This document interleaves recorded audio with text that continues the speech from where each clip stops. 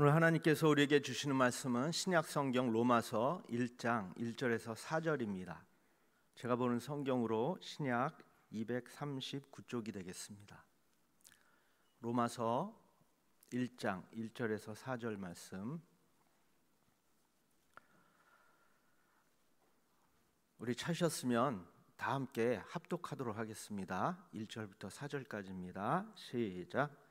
예수 그리스도의 종 바울은 사도로 부르심을 받아 하나님의 복음을 위하여 택정함을 입었으니, 이 복음은 하나님이 선지자들을 통하여 그의 아들에 관하여 성경에 미리 약속한 것이라. 그의 아들에 관하여 말하면 육신으로는 다윗의 혈통에서 나셨고 성결의 영으로는 죽은 자들 가운데서 부활하사 능력으로 하나님의 아들로 선포되셨으니 곧 우리 주 예수 그리스도시니라. 아멘. 자, 우리 옆에 분들하고 인사하도록 하겠습니다. 잘 오셨습니다. 은혜 많이 받으시기 바랍니다. 잘 오셨습니다. 은혜 많이 받으세요. 네. 제가 이제 수요 기도회 때는 이제 사사기 강의를 계속해서 해왔는데요. 이제 4년에 걸쳐서 이제 지난 수요 기도회 설교 때 4년에 걸쳐서 이제 사사기를 다 끝냈습니다. 그리고 이제 우리 성도님들과 또 어떤 그 성경 강해를 통해서 정말 그 속에 담긴 하나님의 마음과 뜻과 원리를 또 같이 알아볼까 생각을 하다가 오늘 이제 로마서 말씀을 정했습니다. 이제 앞으로 이 로마서 강해가 또 얼마의 기간이 걸릴지 모르지만 한 장 한 장 살펴보면서 하나님께서 주신 은혜를 같이 받도록 하겠습니다. 자, 먼저 질문을 하나 드리겠습니다. 여러분, 세상의 종교와 기독교와의 이 차이점이 무엇일까요? 여러분들 나름대로 생각나는 그런 차이점들이 많이 있을 텐데요. 기독교를 믿는 우리들은 이제 세상의 종교와 또 기독교의 차이점에 대해서 어느 정도는 알고 있지만 그 중에서도 이 진리에 대한 차이점을 우리는 잘 알아야 합니다. 세상의 종교는 진리를 찾고 또 진리를 추구하고 진리에 대해서 정의를 합니다. 그러나 기독교는 진리를 찾거나 또 추구하거나 정의하는 종교가 아닙니다. 기독교는 진리이신 하나님을 사람들에게 직접 선포하는 종교입니다.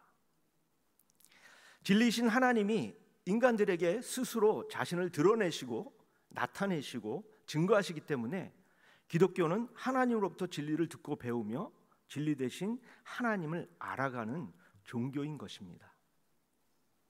따라서 이러한 하나님을 올바로 아는 성도들은 서로 대화를 할 때 인간적 중심이 아닌 하나님 중심적으로, 즉 하나님의 주도권을 인정하는 표현을 사용해야 합니다. 예를 들어 보겠습니다. 그리스도인들은 이제 전도를 할 때 어떤 말을 하면서 전도를 할까요? 보통은 예수 믿으십니까? 안 믿으신다면 예수 믿고 구원받으세요 라고 이렇게 말을 합니다. 그러면 사람들의 반응은 두 가지로 보통 나누게 됩니다. 첫 번째는 귀찮다는 반응입니다. 그러면서 나는 예수는 안 믿고 불교를 믿습니다라고 말하면서 또 거절하는 경우이고요. 두 번째는 저는 예수 믿는 그리스도인입니다. 이렇게 반응하는 경우입니다.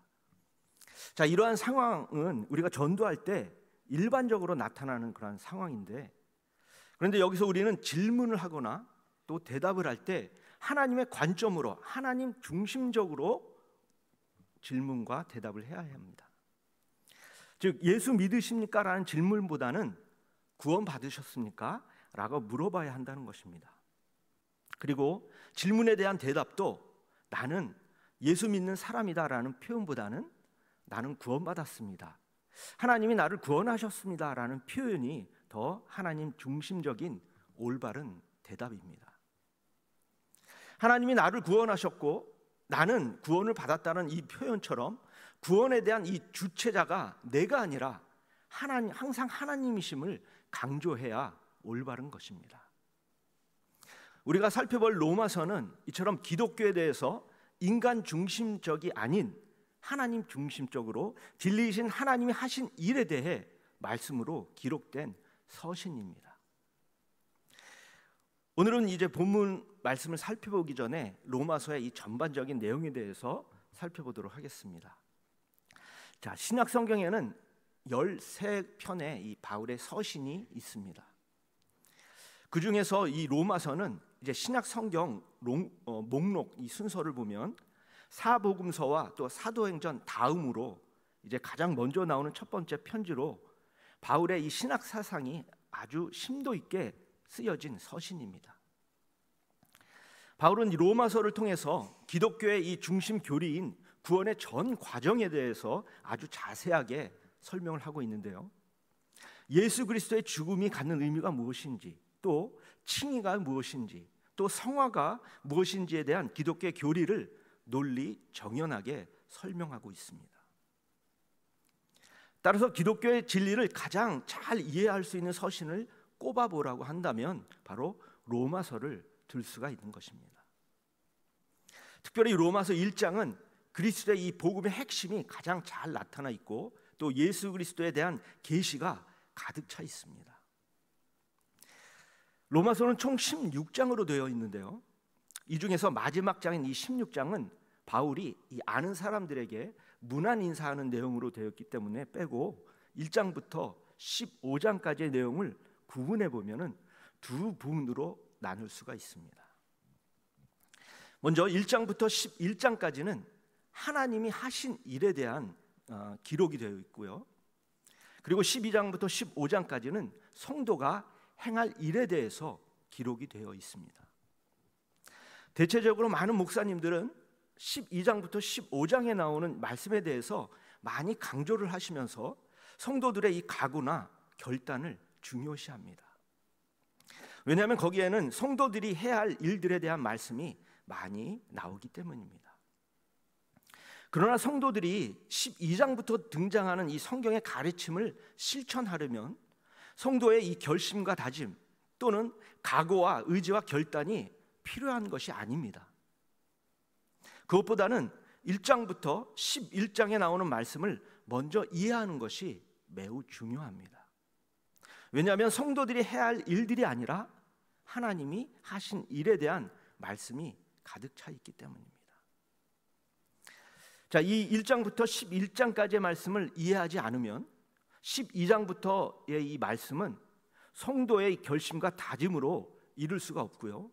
또 수고와 헌신으로도 결코 도달할 수가 없습니다. 자, 반대로 1장부터 11장까지의 말씀을 이해하면 12장부터 15장까지에 나오는 성도들이 해야 할 일에 대한 하나님의 요청이 왜 등장했는지 그 이유를 자연스럽게 알게 됩니다. 그러면 사람마다 특별한 이런 결단과 각오와 열심이 없어도 자연스럽게 평안하게 또 당연하게 하나님의 말씀을 실천할 수가 있게 된 것입니다. 여러분, 하나님의 하신 일에 대해서 먼저 읽으시기 바랍니다. 하나님께서 나를 위해서 어떠한 일을 하셨는가, 나에게 무슨 일을 이루어 놓으셨는가, 하나님께서 나를 위해 성취하고 또 완성해 놓으신 일이 무엇인지에 대해 말씀을 통해 알고 깨닫기를 주님의 이름으로 축원합니다. 그러면 12장부터 나오는 성도들이 해야 할 일에 대해서 아주 자연스럽게 본인이 이미 실천하고 있다는 것을 발견할 수가 있을 것입니다. 여러분, 다시 한번 말씀드리지만 신앙생활을 하면서 내가 해야 할 일도 중요하지만 그것보다는 하나님이 나를 위해 하신 일에 대해 초점을 맞추고 그것을 이해하고 깨닫는 성도님 되시기를 주님의 이름으로 축원합니다. 자, 로마서의 말씀을 통해 하나님께서 나를 위해 하신 일을 먼저 아는 것이 왜 중요한지 좀 더 살펴보도록 하겠습니다. 베스트셀러 중에 이 한 권인 설득의 심리학이라는 책이 있습니다. 이 책에 보면은 사람들에게 어떻게 해서든 동기부여를 해서 나와 같은 뜻이 될 수 있게 하고 또 무엇을 하게 할 수 있는지 아주 그럴듯하게 또 일리가 있는 내용이 많이 나옵니다. 그런데 이 책의 결론은 다른 책들과 마찬가지로 열심히 하자입니다. 인간이 만들어내는 많은 책들은 제 아무리 종류가 다르고 또 사상과 철학이 다르고 목적이 달라도 결론은 모두 똑같습니다. 바로 열심히 해보자입니다. 이러한 결론에 동의하게 만들기 위해서 온갖 방법이 다 동원이 되는 것입니다. 따라서 열심을 낼 수 있도록 하기 위해선 동기부여가 매우 중요하다는 것입니다. 또한 얼마나 효과적으로 동기부여를 하느냐가 리더의 자질이자 능력을 나타내는 척도가 되기도 합니다. 그래서 정작 결론적으로 하고 싶은 말이 있지만 그 말을 뒤로 하고 서론을 거창하게 시작하는 것입니다. 자, 서두에 로마서 1장부터 11장까지는 하나님이 하신 일들에 대해서 기록되어 있다고 말씀드렸고요. 또 12장부터 15장까지는 성도들이 해야 할 일들에 대해서 기록되었다고 말씀드렸습니다. 여기서 우리는 중요한 포인트를 놓쳐서는 안 됩니다. 어떤 일을 실천에 옮길 수 있도록 열심을 내려면 동기부여가 중요하다고 했습니다. 따라서 로마서 12장부터 15장까지에 나오는 성도들이 해야 할 일들을 실천하기 위해선 동기부여가 필요한데, 그 동기부여의 말씀이 이 로마서의 이 앞부분인 1장부터 11장까지 말씀이라고 생각해서는 안 된다는 것입니다. 여러분, 성경에 기록된 대로 성도들이 행할 일들을 실천으로 옮기려면 세상 방식의 동기부여가 필요한 것이 아닙니다. 우리는 로마서 1장부터 11장까지의 말씀, 즉 하나님이 행하신 일에 관한 내용을 이해하기만 하면 12장부터 나오는 성도들이 행할 일들을 자연스럽게 하게 되어 있습니다. 안타깝게도 많은 목사님들은 하나님께서 행하신 일의 이 말씀을 가르치기보다는 세상의 동기부여라는 방식을 더 많이 사용하고 있는 것을 봅니다. 다시 말씀드리지만 1장부터 11장까지의 말씀은 절대로 성도들에게 동기부여를 하기 위한 말씀이 아닙니다. 이 말씀에서는 우리 성도들의 각오와 또 결단을 이끌어낼 만한 동기부여의 요소들이 하나도 없습니다. 왜냐하면 기독교는 동기부여를 하는 종교가 아니기 때문입니다. 자, 앞으로 1장부터 우리 11장까지의 말씀을 살펴볼 텐데요. 여기에는 우리 성도들에게 앞으로 이루어질 일에 관한 장밋빛 꿈이 담겨 있는 내용이 아닙니다. 그 내용은 하나님이 역사하신 사실로 말미암아 이미 성도들에게 이루어진 사실, 성도들이 이미 소유하고 계신 하나님의 축복된 내용이 담겨 있습니다. 이미 여러분에게 주어진 하나님의 은혜가 기록되어 있단 말입니다. 따라서 하나님이 하신 일을 이해하기만 하면 여러분들은 결심해서가 아니라 자연스럽게, 또 이를 악물고가 아니라 여유롭게, 사생 결단의 의지가 아니라 편안하게 실천할 수가 있게 되는 것입니다. 이것이 성경의 방식이요, 기독교의 방식, 하나님의 방식입니다. 여러분, 세상은 조건을 말하고 기독교는 결과를 말합니다. 그래서 세상이 미래를 이야기할 때 기독교는 현실을 이야기하고, 세상이 희망을 이야기할 때 교회는 현재의 누림을 이야기하는 것이 정상인 것입니다. 세상의 교훈과 기독교의 복음이 다른 이유는 세상은 내가 하지 않으면 아무것도 되는 일이 없는 냉철한 현실이지만, 기독교는 내가 하지 않았음에도 하나님이 나를 위해 일해 주시고 나의 문제를 해결해 주시는 그 은혜가 있기 때문입니다. 여러분, 세상 사람들은 동기부여를 통해서 희망 하나만 품고도 살아갈 힘이 있다고 말합니다. 그러나 성도된 우리는 이미 희망을 성취한 사람들입니다. 따라서 희망을 이미 성취한 우리 성도들은 얼마나 삶이 재밌고 살아갈 힘이 넘치겠습니까? 또한 세상 사람들은 꿈을 꿀 수 있다는 이 사실 하나만으로도 행복하다고 말을 합니다. 그러나 성도된 우리는 꿈을 이미 다 이룬 사람들입니다. 그렇다면 주 안에서 꿈을 이룬 우리 성도들은 얼마나 행복하고 황홀하겠습니까? 이처럼 세상은 조건적이지만 기독교는 결과적인 것을 명심하시기 바랍니다. 조건적인 삶과 이 결과적인 삶은 비교할 수 없는 엄청난 차이가 있습니다. 조건으로 살아간 인생과 결과를 가지고 사는 인생은 전혀 다른데요. 어떻게 다른지 한번 보겠습니다. 자, 조건으로 사는 삶은 언제나 조마조마하고 또 두렵고 겁이 납니다. 열심을 내고 있으면서도 성공하지 못할지도 모른다는 불안과 염려를 떨쳐낼 방법이 없습니다. 그러나 결과를 가지고 사는 삶은 불안하지 않고 염려하지 않습니다. 그저 자유롭고 편안하고 즐겁고 행복하게 누릴 수 있는 것입니다.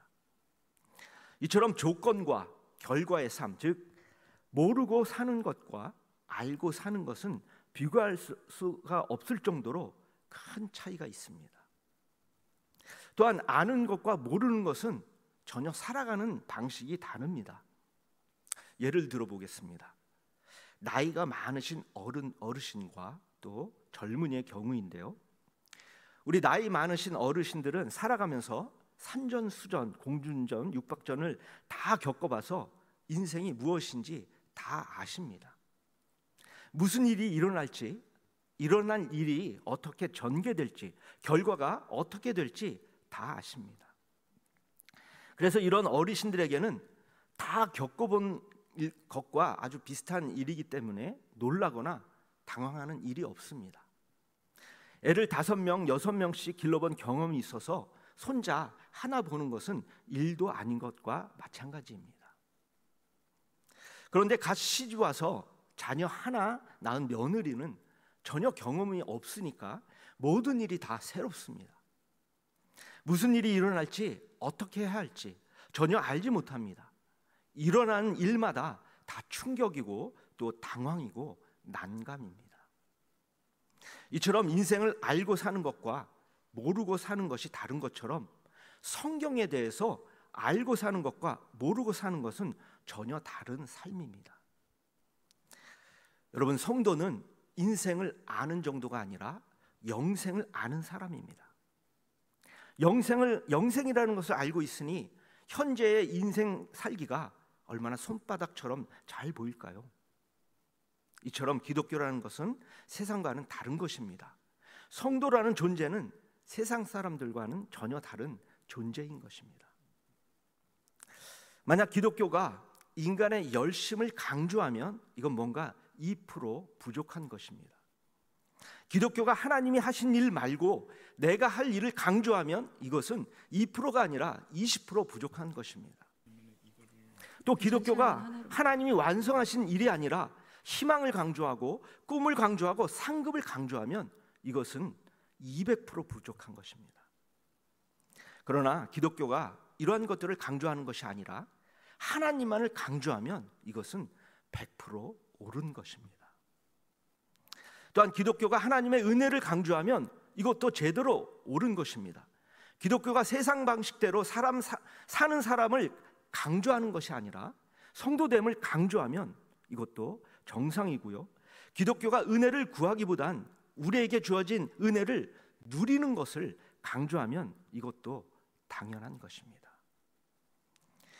오늘 우리는 로마서 이 전반적인 내용에 대해서 특히 두 부분으로 구분되는 하나님이 하신 일, 또 사람이 해야 할 일에 대해 어떤 부분을 먼저 읽어야 하는지에 대해서 살펴보았습니다. 특히 세상에서는 사람이 해야 할 일에 대해 동기부여가 중요하다고 했습니다. 사람들을 어떤 일에 대해 행동하게 하려면 동기부여를 처음에는 아주 부드럽게 시작해야 합니다. 그러다가 설득도 하고 또 감언이설로 꾀하기도 합니다. 이렇게 친절하게 요청을 하는데도 말을 안 들으면 그 다음 단계로는 어떻게 해야 합니까? 바로 협박을 하는 것입니다. 좋은 말로 할 때 들어라 라는 식으로 말입니다.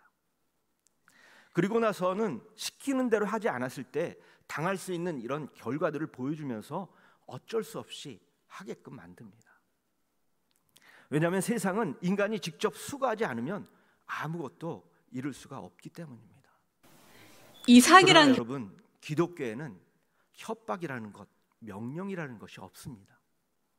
보통 교회에서 성도들의 이 헌신을 이끌어내려는 아주 최후의 보류가 하나님의 명령이라고 하면서 하게끔 합니다. 그러나 이 명령을 협박과 같은 뜻으로 생각해서는 안 됩니다. 처음에는 성도들에게 권고도 하고 또 설득도 하고 또 부탁도 하다가 그래도 말을 안 들으면 하나님의 권위를 내세우며 하나님의 명령이라고 합니다. 그런데 명령이라는 것이 힘이 있으려면 권위가 있어야 합니다. 이 권위는 바로 심판과 징계로 등장하는 것인데요, 이것이 가장 비기독교적인 것입니다. 그러나 여러분, 하나님은 심판과 징계를 하시기 위해 명령하시지 않습니다. 기독교에는 하나님의 힘과 권위에 의한 명령이 존재하지 않기 때문입니다. 그 증거의 말씀이 오늘 본문은 아니지만 로마서 12장 1절에 나오는데, 우리 화면에 나올 텐데요, 우리 같이 합독하도록 하겠습니다. 시작. 그러므로 형제들아, 내가 하나님의 모든 자비하심으로 너희를 권하노니 너희 몸을 하나님이 기뻐하시는 거룩한 제물로 드리라. 이는 너희가 드릴 영적 예배니라. 아멘. 여러분, 이 말씀에 보면은 사도 바울이 하나님의 모든 자비하심으로 너희를 권하노니라고 말합니다. 명령하노니가 아니라 권하노니입니다. 명령을 하려면 권위와 힘이 있어야 된다고 말씀드렸습니다. 사도 바울은 권위와 힘을 가지고 명령하는 것이 아닙니다. 하나님의 자비하심으로 권하노니라고 말씀하고 있습니다. 그렇습니다. 명령은 자비하심으로 하는 것이 아닙니다. 권고는 권위로 하는 것도 아닙니다. 하나님의 자비하심으로 권고하는 것이 바로 기독교의 가르침입니다. 저 말씀을 정리합니다. 여러분, 16장으로 구성된 로마서를 통해서 사도 바울이 로마의 성도들에게 명령이 아니라 권고하고 싶은 이야기는 12장부터 15장까지의 말씀입니다. 여기에 나오는 말씀의 내용은 성도들이 해야 할 일들에 관한 것이라고 말씀드렸습니다. 어찌 보면 세상의 교훈과 너무나 흡사합니다. 그래서 사람들은 이 세상의 교훈과 기독교의 진리의 말씀은 좋은 말씀이라는 측면으로 볼 때 거의 같다고 생각을 합니다. 그러나 전혀 같지가 않습니다. 겉으로 드러난 표현은 유사하지만 그것에 담긴 내용은 비교할 수 없는 차이가 있습니다. 그 차이점은 바로 로마서 1장부터 11장까지의 말씀인 것입니다. 사람들이 해야 할 일에 대해 동기부여하는 말씀이 아니라 하나님이 인간을 위해 무엇을 하셨고 또 하나님이 인간을 어떻게 변화시켰고 예수 그리스도를 통해서 우리를 어떤 존재로 새롭게 창조하셨는지 하나님이 하신 일에 대한 말씀을 먼저 이해하면 12장부터 15장까지의 성도들이 해야 할 일은 이 삶 속에 저절로 실천되어짐을 볼 수가 있게 됩니다. 따라서 우리는 성경이 나에게 무엇을 하라고 부탁하는지를 알아서 실천하려는 그러한 애쓰는 태도가 아니라 그러한 실천이 어떻게 가능한지에 대해 전제로 주어지는 1장부터 11장까지의 말씀의 내용을 이해하는 것이 가장 중요합니다. 그렇게 되면 성도된 우리는 신앙의 짐을 벗어버리고 또 종교 생활의 이 부담을 내려놓고 즐겁고 신나고 자유롭고 행복한 신앙생활을 누릴 수 있게 되는 것입니다. 자, 앞으로 로마서의 말씀을 통해서 하나님이 하신 일에 대해 잘 알아가셔서 하나님 안에서 행복한 신앙생활을 누리시는 우리 모든 성도님 되시기를 주님의 이름으로 축원합니다. 우리 찬양하면서 우리 받은 말씀을 생각하며 통성으로 기도하는 시간을 갖도록 하겠습니다. 우리 찬송가 예수도 알기 원함은 우리 같이 찬양하도록 하겠습니다.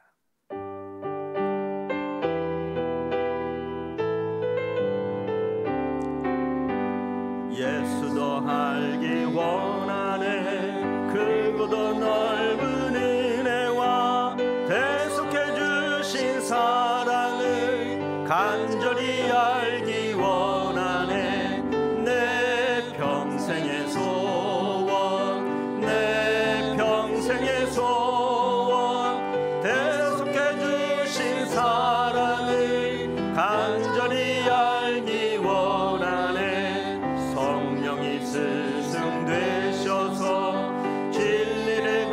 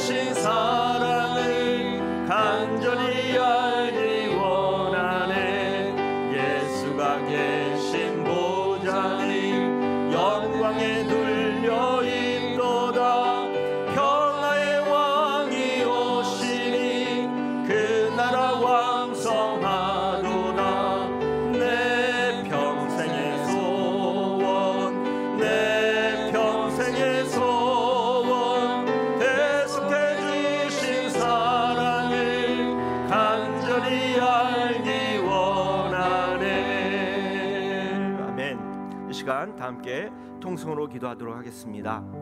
오늘 사도 바울이 로마서를 통해서 우리들에게 하나님께서 하신 일에 대해서 먼저 알라고 하신 말씀을 기억하며 하나님께서 우리들을 위해 어떠한 일을 하셨는지 성경을 통해 더욱더 알아갈 수 있도록 성령께서 역사해달라고 기도하겠습니다. 특별히 죽을 수밖에 없던 죄인된 우리들을 예수 그리스도의 피값으로 구원해 주시고 하나님의 자녀 삼아 주신 그 크신 은혜를 잊지 않게 하시고 하나님의 자녀로서 이 세상에서 빛과 소금의 역할을 하며 하나님의 영광을 나타내며 살아갈 수 있게 성령께서 역사해달라고 이 시간 다 함께 통성으로 기도하도록 하겠습니다.